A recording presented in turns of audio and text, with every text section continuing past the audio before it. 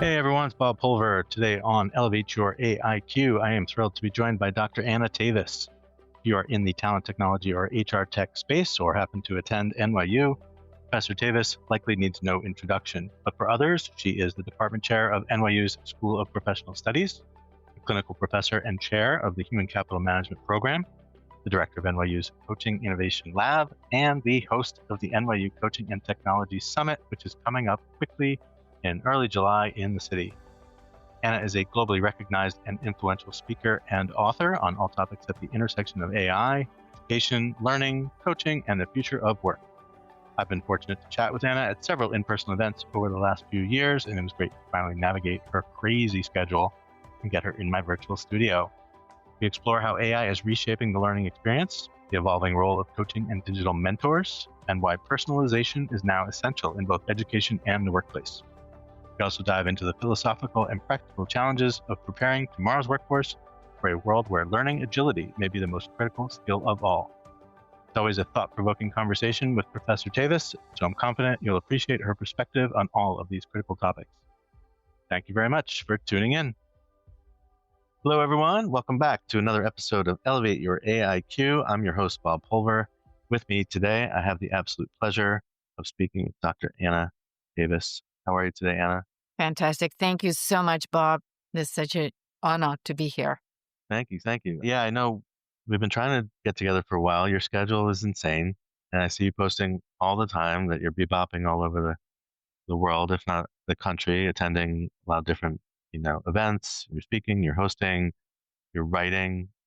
So tell us a little bit about your background and some of your work at NYU and your books. I mean, you Yeah. wear many hats. Yes. Thank you so much. I think one of the benefits of being in academia, especially in the School of Professional Studies that is focused on applied research and professional education, is that you really have access to all of these different demographics and different domains. And that is my day job is the department chair of Human Capital Management Programs at NYU. These are all Master of Science degrees. And we focused on the cutting edge HR skills or people management skills.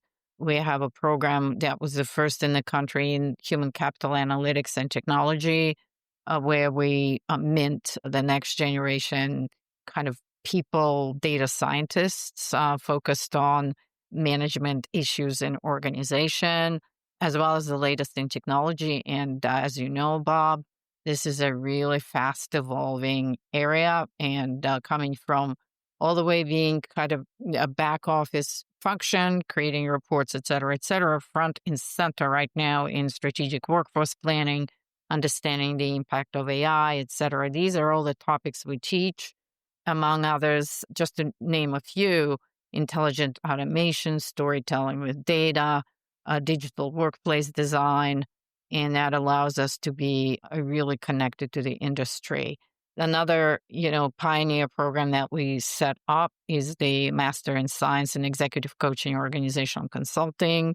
That again, people think of coaching certification in terms of certificates going through ICF or any other branded certificate program, but we decided to put it on a firm sort of educational research ground, and students graduating from our Master of Science in Executive Coaching or Consulting are getting both ICF credentials as well as deeper understanding of research, the impact of technology, and the overall expansion of the coaching discipline across different domains.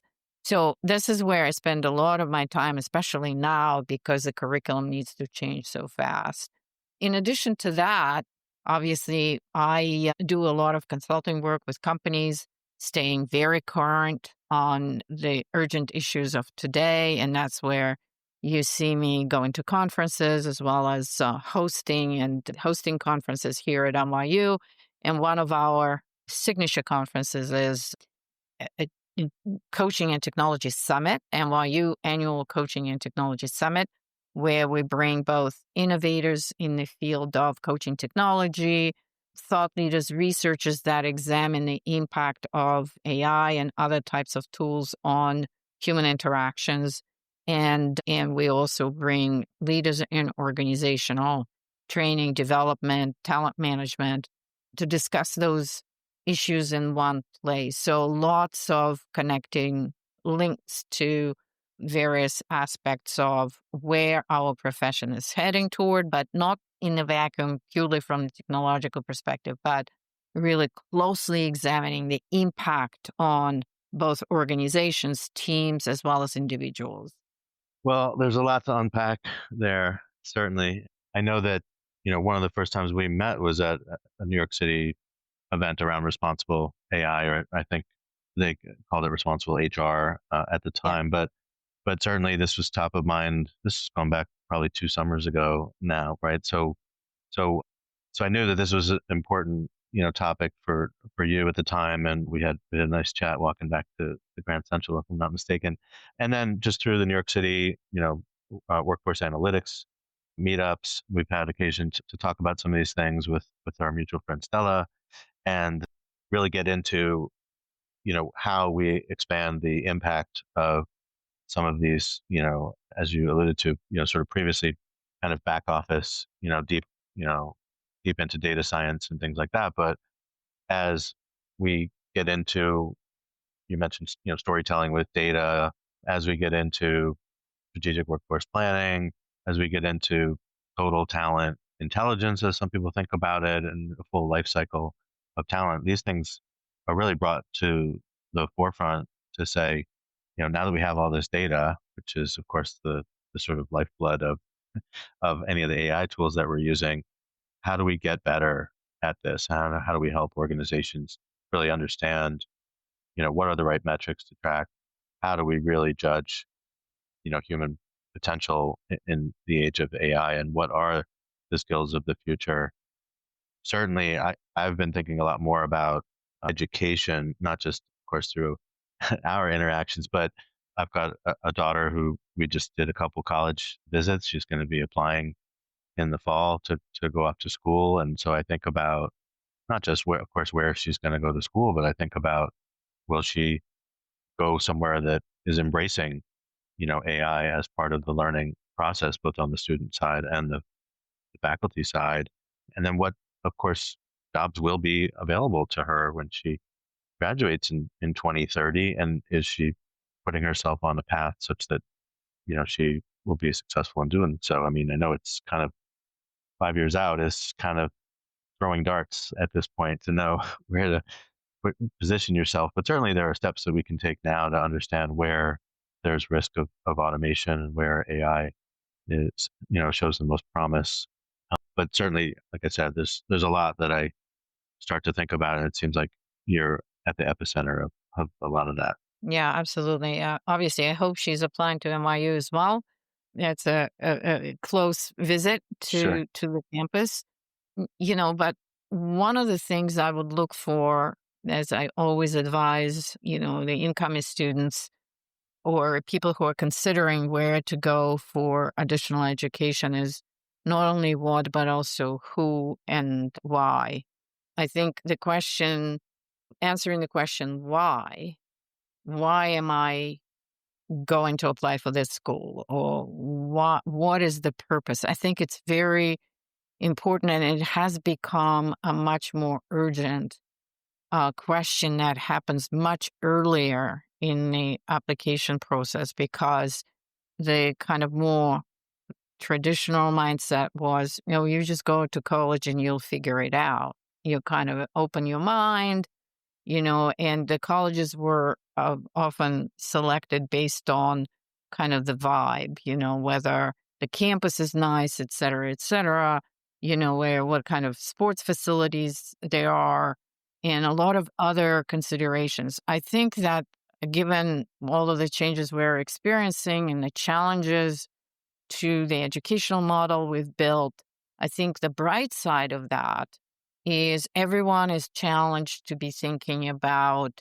why we are doing it and how we are doing it, and not just, education, and not just, eventually it's good to go because once you, go to college, your future is guaranteed. That's no longer the case. So, and I think every school, every university, every certification program you're going to be looking at will have to be able to answer those questions. And we at NYU are very focused on the outcome, the impact. And it's not driving us to begin with, as I said, research and deeper dive into, the science, the foundations, the body of knowledge that has evolved. Like, for example, I really engage with my students, like even on the philosophical side of AI, which I think is really, really important. But at the same time, we measure it against student success in the job market. I think that most universities are beginning to take that very pragmatic turn to the connections every school and including my programs have with organizations, companies, other types of organizations that are looking for the talent that we educate and we graduate. And I think having that connection is really, really critical, especially because, to your point, as you're starting on this journey, with the rate of change and the acceleration of change, you don't know what's going to happen in 5 years. When I come to my class and talk to my students, I always say, I can't guarantee that you will need this particular knowledge when you graduate. However, what I can guarantee, I will teach you how to learn. I will teach you how to change.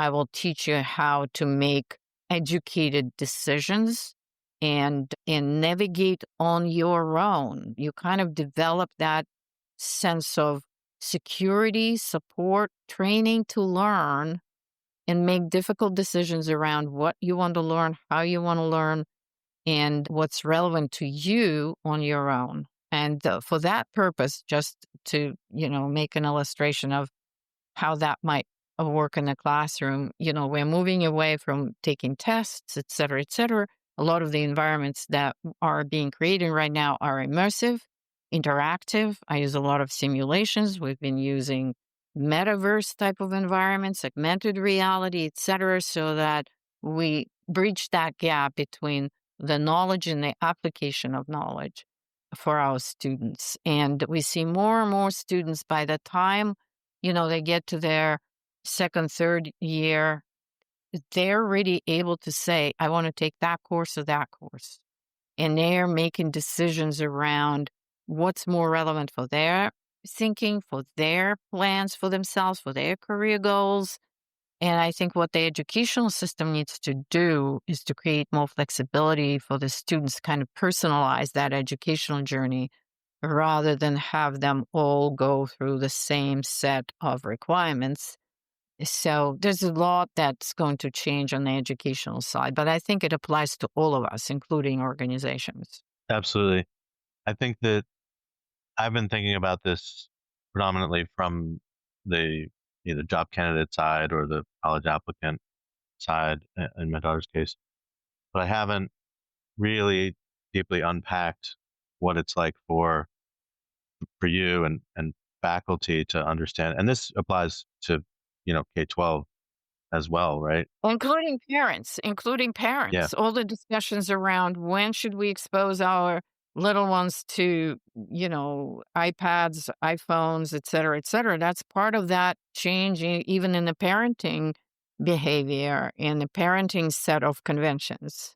Well, it's also why I do get a little impatient, borderline frustrated when I see the hesitation and the lack of movement where just to bring AI not even into the classroom, but start having the discussions, right, among, the PTA or, parents. And because most parents are not, tech savvy like me, I understand that, but you still should be paying attention to, what your kids are doing on their digital devices, which, by the way, they've had since, infancy. They've been playing with touchscreens. In fact, when they see a screen, they assume it's a touchscreen. But they're digital natives. They're comfortable with technology. So it's kind of like, well, the kids are ready when you're ready, right? And if you're not ready, they're still ready and anxious, and they're still going to find other ways, ethical or not, to start playing around with the technology. And that, therein lies the danger, and therein lies the responsibility that we have as parents and as educators. Yeah, well, absolutely, absolutely, and I think that that is. I think we all appreciate the caution because we've learned our lessons from social media, et cetera, et cetera. We're always overestimating the impact short term and underestimating the impact longer term, right? So, but I think, yeah, I think making our learners educated decision makers, not educated, but informed and self aware and conscious and cautious to a certain extent.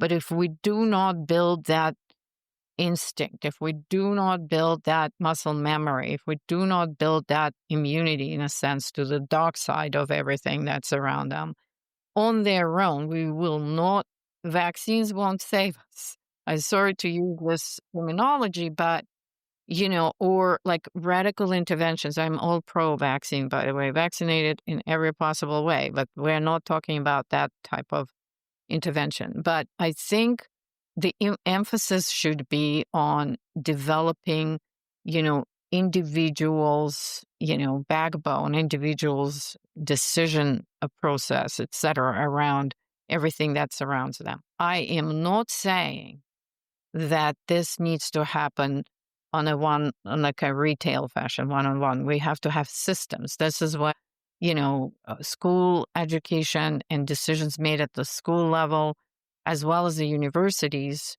how universities decide about how we're going about, providing these types of, skills to our learners is going to be absolutely critical. But at the same time, at the end of the day, they have to be graduated into the world and be independent, very aware, critical thinkers about what surrounds them. And I think that's already beginning to, to show up in at the level of high school where, they know they can, differentiate between fake and not so fake, and not so, more authentic stuff among themselves. So I think this is a much more difficult pedagogical and even for organizations challenge.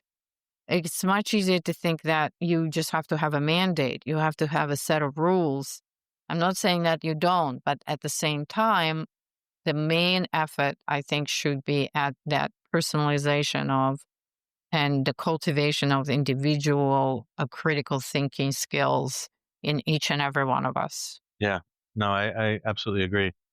So on the on the coaching piece, I know you've spent a lot of time. You do spend a lot of time in this space. You recently wrote a book about coaching and specifically digital coaching. I know you've got your event coming up in July. You're speaking next week at Unleash, so I look forward to seeing you there. And but on the coaching side, you know, there's a lot of solutions out there to help with coaching. Hey, hey, I'm Katie Van Horn. And I'm Jackie Clayton. We're your hosts of the Inclusive AF podcast, where we take on DEI, leadership, and HR without all the corporate fluff. That's right. We've got decades of experience, a lot of opinions, and zero tolerance for performative anything. Every week, we dig into what it really takes to build inclusive workplaces with honesty, strategy, and a few side eyes. We'll talk about the tough stuff, power dynamics, privilege, what's broken in the system, and how we can all do better. And don't worry, it's not all heavy. We bring receipts, laughs, and real talk from people actually doing the work. Think of it as your weekly dose of truth, tips, and a little tea to help you lead with intention and show up for your people. So if you're ready to push past the buzzwords and get into the actual work of inclusion, You're in the right place. So subscribe to the Inclusive AF podcast. new episodes drop every week. Catch us on Spotify, Apple, or wherever you get your podcasts. We'll be here breaking it down one inclusive convo at a time. I assume most of it is in the workplace, right? Not like student coaching Yeah. and tutoring. Is that It's fair? coming in. Yeah.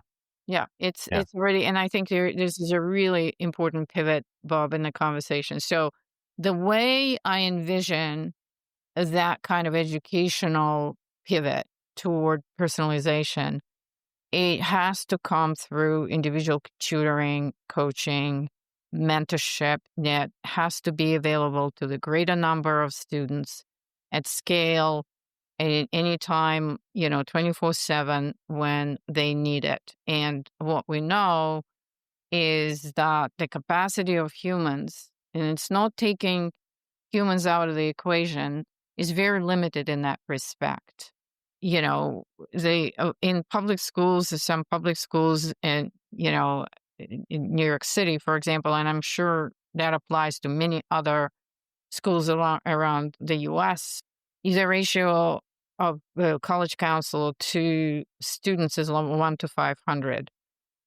How is that even possible for any human to be able to have the empathy, the attention, the grasp of the specifics for this particular student to be able to counsel on anything other than a formulaic kind of robot-like advice, formula or template.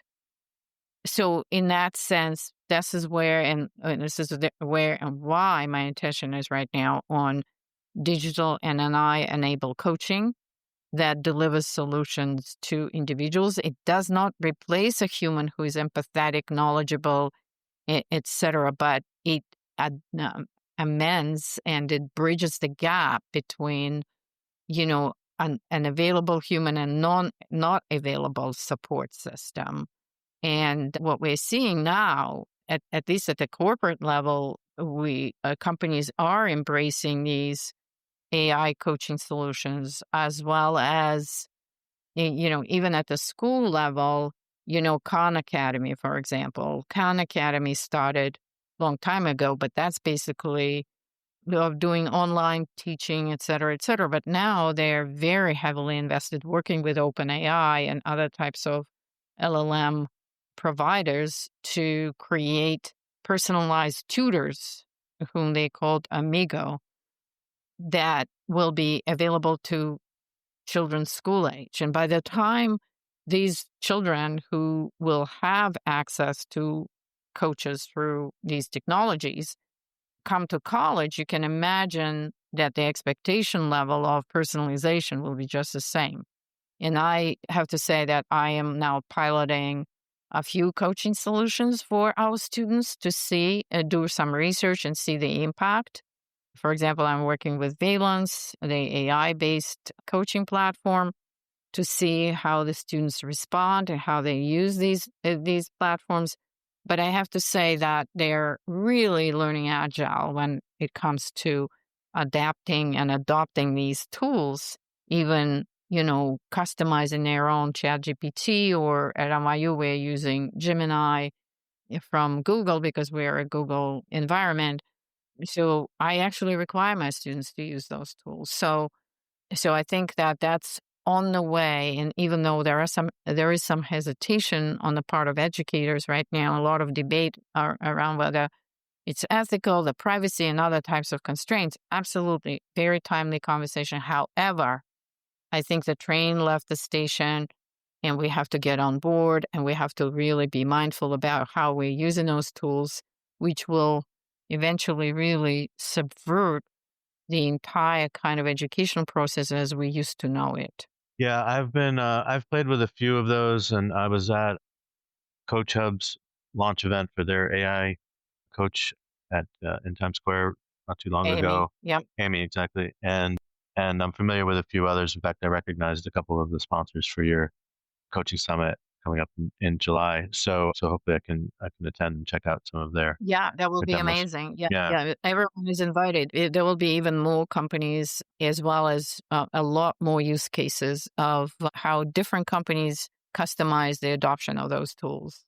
Yeah, so I think you're right. I mean, you have a scalability problem, but you also know that you can sort of codify a lot of knowledge of expert coaches, mentors, and leaders to, at a minimum, supplement when those folks aren't available or they just don't have, the right, sort of ratio with the folks who actually need that support. So I think it's huge, and being able to do combining AI that might help someone create a personalized sort of learning path along with the coaching and mentoring that supports those things.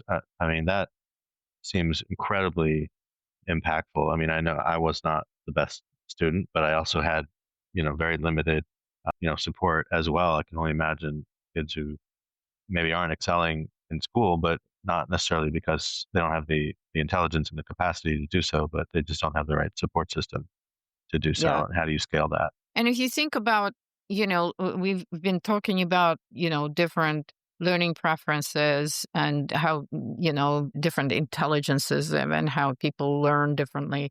And that's not even including various neurodiverse types of learners that we have. I think that the technology is going to help bridge that gap when, there are now tools that are working with dyslexic students, with, students on the spectrum, students who need, ADHD,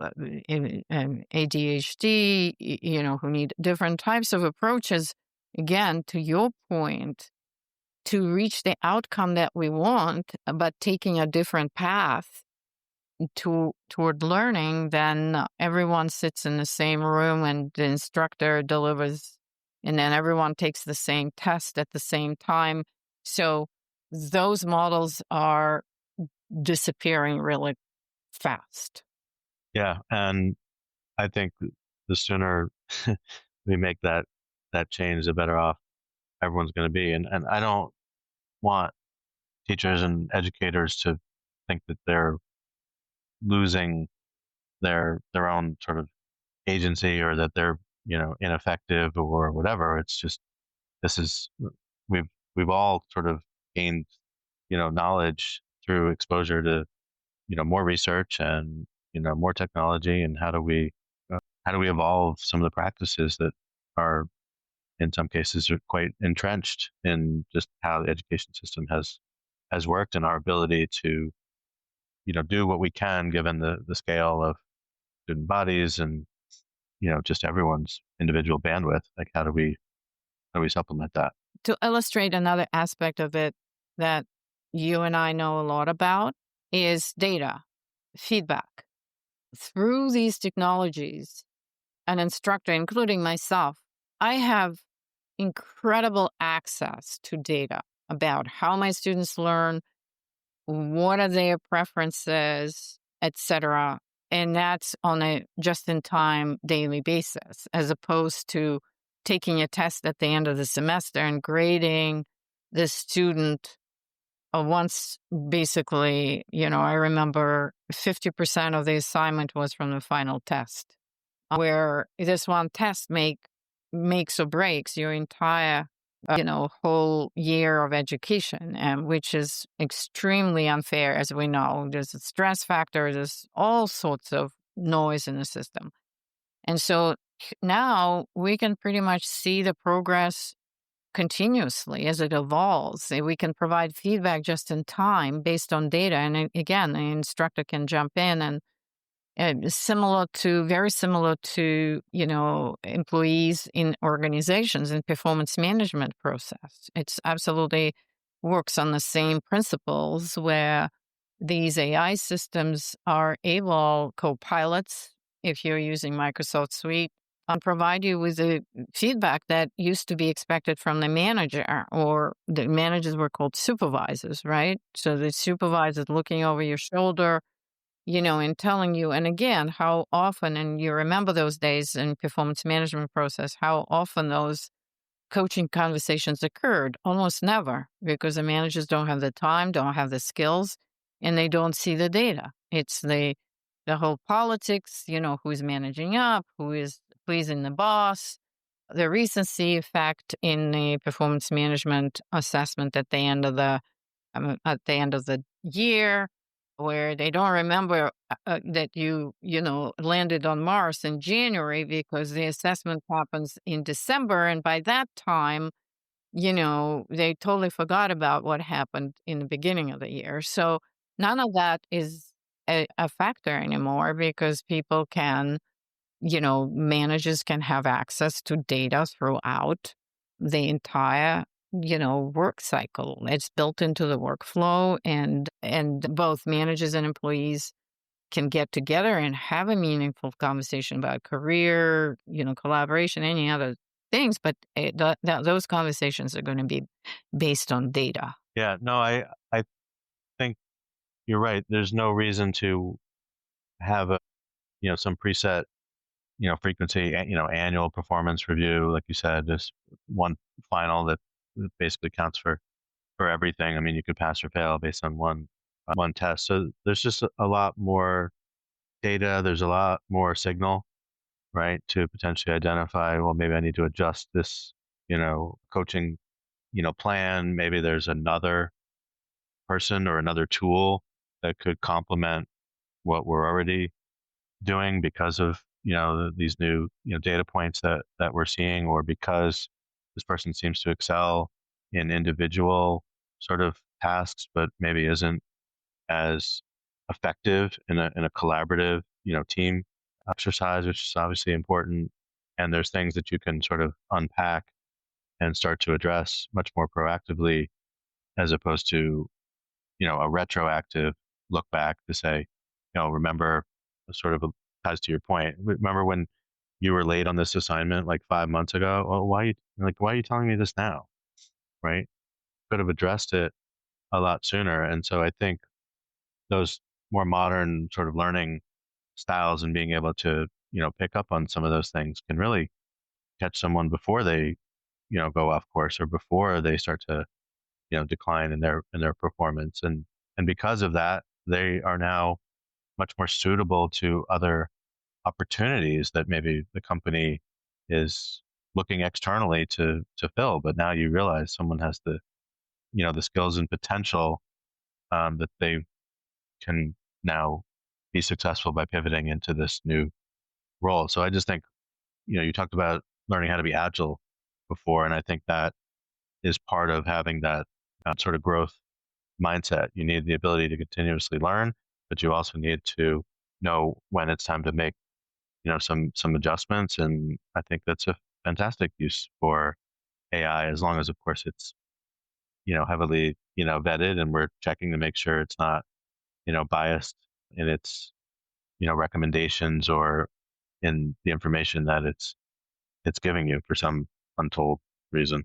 Yeah, no, absolutely. So I think that how we learn, this is where we're focused, because focusing on what we learn, that was the entire educational process, is no longer, has any or much shelf life. And I think that is all doable and in fact very exciting. I think if we look at it this way, that we just need to be innovating, creating, experimenting. And I have to say, from my experience, the students are very open to it. They don't want to just, they have a much shorter attention span and much less tolerance for just accepting something because the teacher said so. And I think that is actually a very healthy development, even though multiple conversations are occurring about generational differences, et cetera, et cetera. I think, with all the lifespan and, different solutions that we're finding for longevity, et cetera, generational differences from the kind of health and vitality perspective are going to be less important than your ability to learn, your learning vitality. And as you know, we have experience with people who are much more learning agile, regardless of their age. We have 90 years old who are extremely creative and curious and open to experience.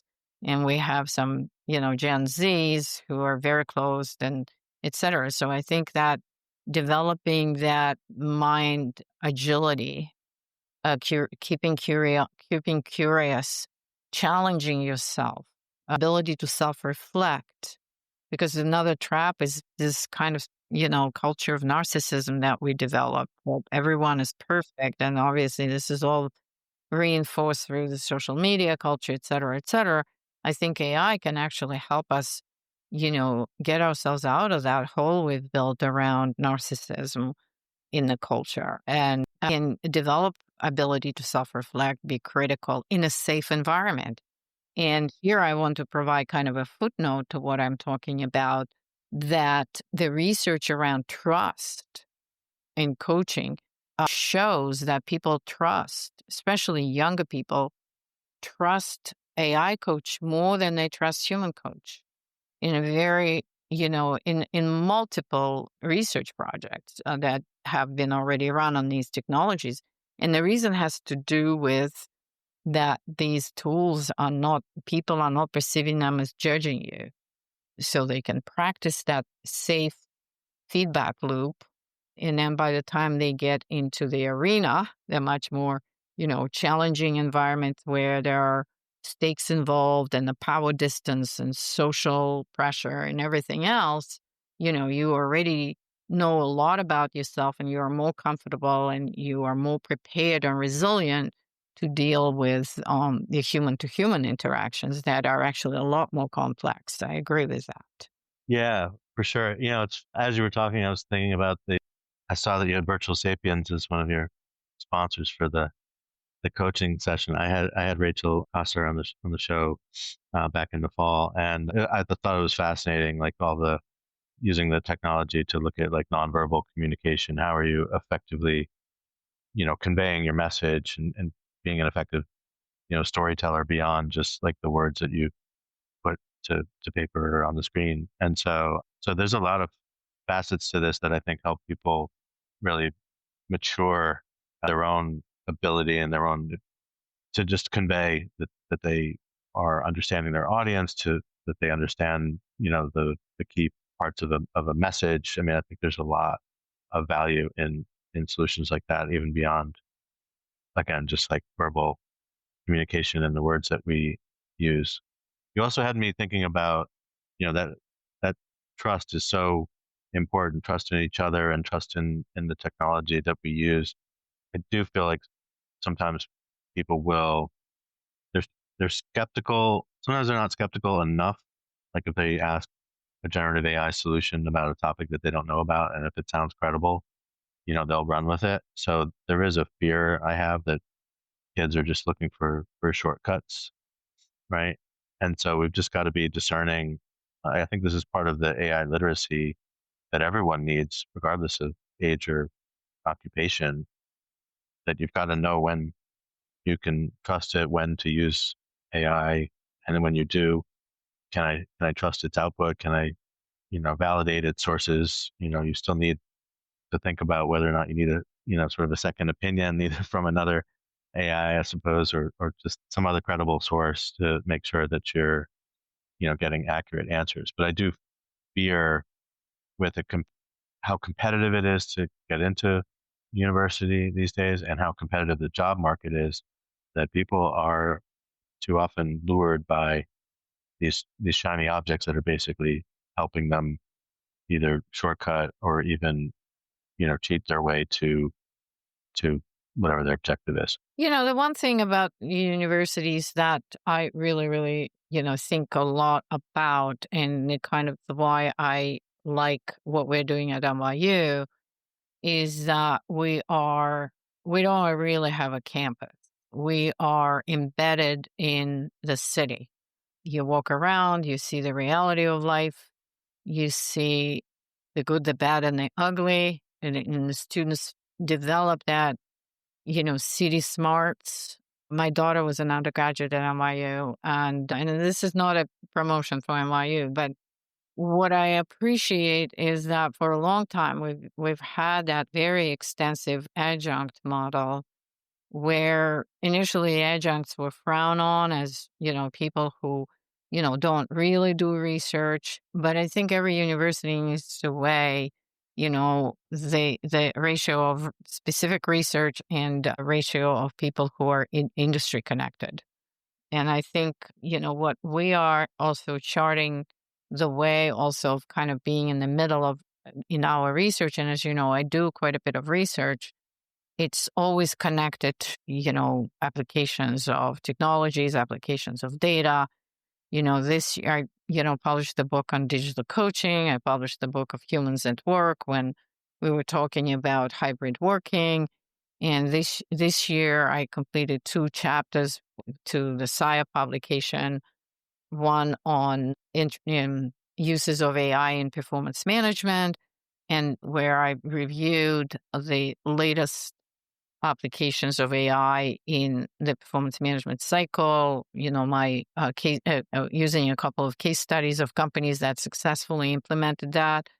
And another one is, making the case for the evolution of management, middle management at the time of AI, and how these tools are going to actually empower managers, where I argue kind of against the grain, where everyone says that, the organizations are going to become flat and there'll be no middle management, there'll be agents, et cetera. I actually argue the opposite.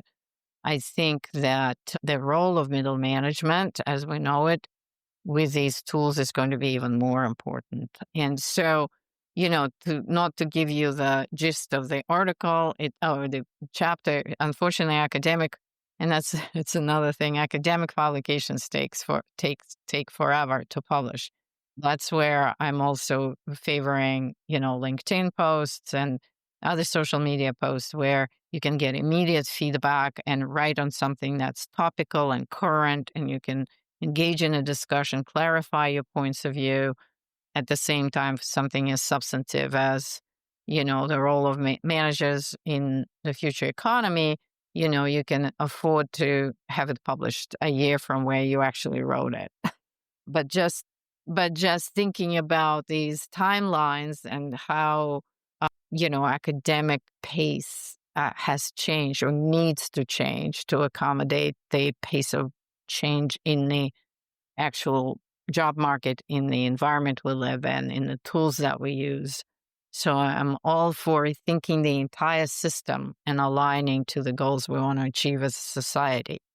Do you think that when, there's a lot of talk around like work redesign, with all these, when you have all these agents running around, and a lot of people are going to take on a management responsibility. You sort of alluded to this.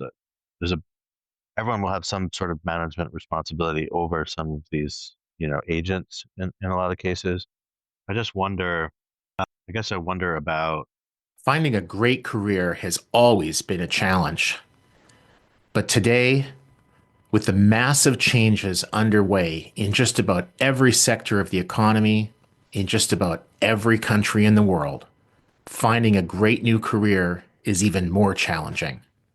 And if you're a student, recent graduate, or someone else early in their career, it's even harder for you because you just don't have the experience that those who might be 10, 20, 30 years older than you have. The answer? The podcast, From Dorms to Desks, a podcast by College Recruiter job search site, where every week we take a deep dive into a topic specifically of interest to candidates who are early in their careers and looking for a great part-time, seasonal, internship, or other entry-level job. Job displacement and how that because I think a lot of companies may not share your view. They may say, well, I can do a lot of these middle management jobs, the orchestration, if I take, coaching and mentoring off the plate, and I have, other AI agents, working together, talking to each other. I've got, digital twins of some of these folks available or whatever.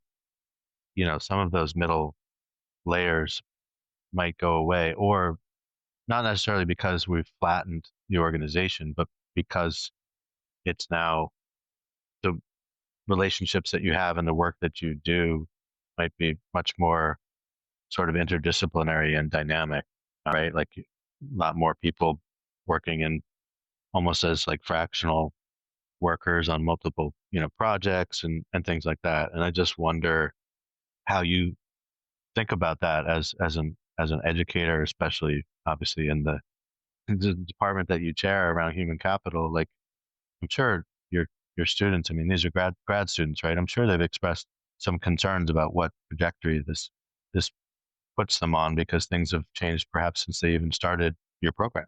Yeah. And, the common response to this on the optimistic side, other than everyone is going to get replaced, is, oh, this is the new jobs are going to be created. Like, don't worry about it. Some jobs are going to, and references to like agricultural revolution and industrial revolution, et cetera, et cetera. I think every job, I totally agree with you. There needs to be a system redesign, how organizations overall function. It's not just we're thinking about it incrementally right now and in a traditional boom and bust type of cycle. Every job will be an augmented job. Every team is going to be a hybrid team from the point of view of humans working with machines. And that's where I see the challenge and the opportunity for management to come in. Is not that, there's just going to be fewer humans managing humans or managing bigger teams of humans because AI is going to do some of those. But I think the main challenge in terms of productivity, in terms of efficiency, is going to come from understanding how dynamic hybrid environments are going to actually operate, where humans are going to be working in collaborative way with machines. And, not only for the tasks that we know about, but what kind of new products, services, et cetera, are going to emerge. And it's all going to be done with the machines in mind. And I think that's a totally unknown situation because we are still, even though there's a lot of talk about just augmenting tasks, we are not thinking about equally empowered, robots or, other types of intelligent machines. And we're going to learn, one of the most exciting side of this is we're going to learn so much about who we are that we don't know about because we've never had to pool on those types of strengths and talents and skills as humans because we didn't have, as much availability of these machines. But let me give you an example of why I don't think humans are going to go away. The traditional structures are going to go away. We just need to be thinking about what's next in terms of, again, this hybrid situation. But, we've learned for a while ago that machines are better at chess than humans. That was in the 90s, remember? Big, exciting. And the question to everyone is, did chess go away? Did chess as a human game go away? And it didn't. In fact, there was like a resurgence. I know that there are quite a few schools, there are chess championships. Humans are still learning those skills. If you walk around, again, we are kind of very New York centric here on this podcast, but if you walk around New York City, the crowds around people playing chess in Bryant Park and Washington Square Park, Union Square, there are guys sitting there all day with a chessboard playing, whoever wants to play with them. So I think we just need to be aware that there's going to be this coexistence, just like we coexist with our pets, with our overall built environment, etc. We just need to expand our sphere of, even attention and how work gets done. And there are lots more questions there than answers. And I think the kind of, again, cutting out humans is going to create more challenges for organizations if they're not mindful of, reorganizing rather than cutting and destroying what's been in place, hoping again, in a very idealistic way, that the machines are just going to be an exact replacement of humans. Yeah, no, there's definitely there's some humanness that I think we all crave and that we want to see continue. I don't see that going away anytime soon.